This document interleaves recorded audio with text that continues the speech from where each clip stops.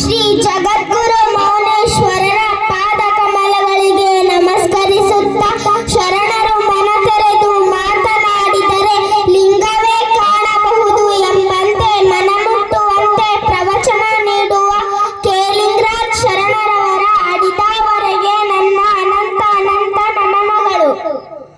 ಅನೇಕ ಮಹಾನ್ ಶರಣರ ನಾಡಾದ ಈ ಭರತ ಭೂಮಿಯಲ್ಲಿ ಹುಟ್ಟಿದ ನಾವೆಲ್ಲ ಮಹಾನ್ ಪುಣ್ಯವಂತರೇ.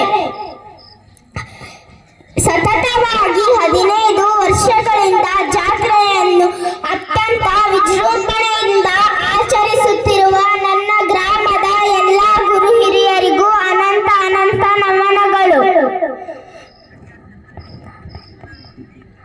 ಅನೇಕ ಮಹಾನ್ ಶರಣರ ನಾಡಾದ ಈ ಭರತ ಭೂಮಿಯಲ್ಲಿ ಹುಟ್ಟಿದ ನಾವೆಲ್ಲ ಮಹಾನ್ ಪುಣ್ಯವಂತರೇ. ನಾವೇ ಮಹಾನ್ ಭಾಗ್ಯಶಾಲಿಗಳು. ಶರಣರ ವಚನ ಭಂಡಾರವೇ ನಮಗೆ ದಾರಿದೀಪವಾಗಿದೆ. ಇದರಲ್ಲಿ ಶ್ರೀ ಜಗದ್ಗುರು ಮೌನೇಶ್ವರರ ಕೆಲವು ವಚನಗಳನ್ನು ಆಲಿಸೋಣ. ಮೌನಯ್ಯನ ಮಾತು ಚಾಣದ ಹದನದಂತೆ, ನಾನು ನೀನೆಂಬ ಮತ್ಸರವ ಬಿಟ್ಟು ಜ್ಞಾನವುಳ್ಳವರು ಬೇಕಾದ್ರೆ ಬರ್ಕೊಳ್ಳಿ, ಸಾಕಾದ್ರೆ ಸರ್ಕೊಳ್ಳಿ. ಸ್ನಾನ ಜಪ ತಪಗಳನ್ನು, ಜ್ಞಾನ ತತ್ವ ಪುರಾಣಗಳನ್ನು ಮಾನವ ಕುಲಕ್ಕೆ ಬಂದು ಅಲ್ಲಗಳೆದರೆ ಸ್ವಾನನ ಗರ್ಭದಿ ಜನಿಸುವ ರೂಪಸವಣ್ಣ.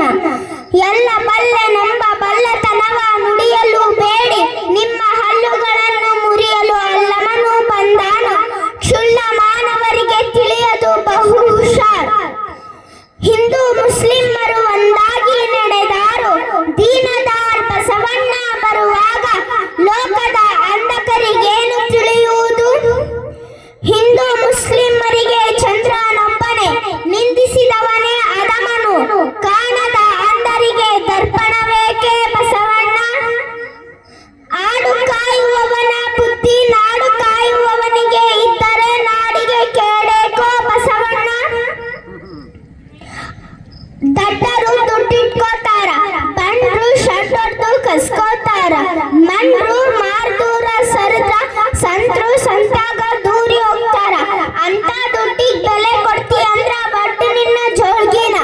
ಗುಡ್ಡದಷ್ಟು ದುಡ್ಡು ಕೊಡ್ತಾನ ಈ ಮೌನ.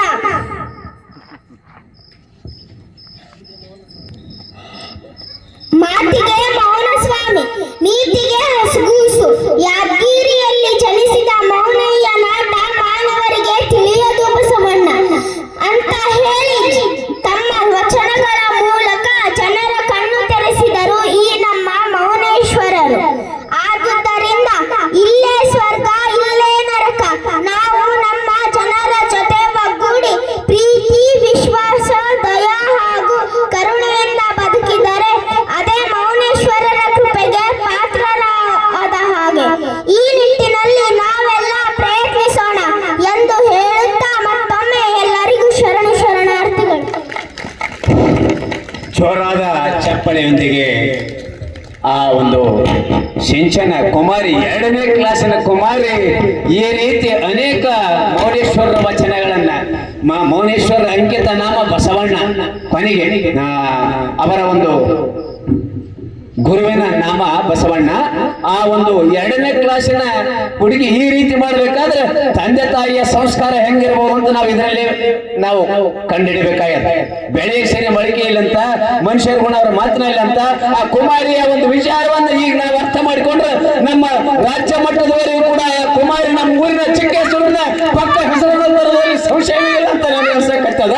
ಆ ಕುಮಾರಿಗೆ ಆ ಭಗವಂತನ ಸ್ವರೂಪಿಯಾದ ಜಗದ್ಗುರು ಮೌನೇಶ್ವರರು ಮತ್ತು ಬಸವೇಶ್ವರರು ಆರೋಗ್ಯ ಭಾಗ್ಯ ಸಕಲ ಸಂಪತ್ತು ಕೊಟ್ಟು ಉನ್ನತ ಸ್ಥಾನಮಾನದ ಉದ್ಯೋಗವನ್ನು ಕೂಡ ಕರುಣಿಸಲಿ ಅಂತ ನಾನು ಕೂಡ ಬೇಡ್ಕೊಳ್ತೇನೆ.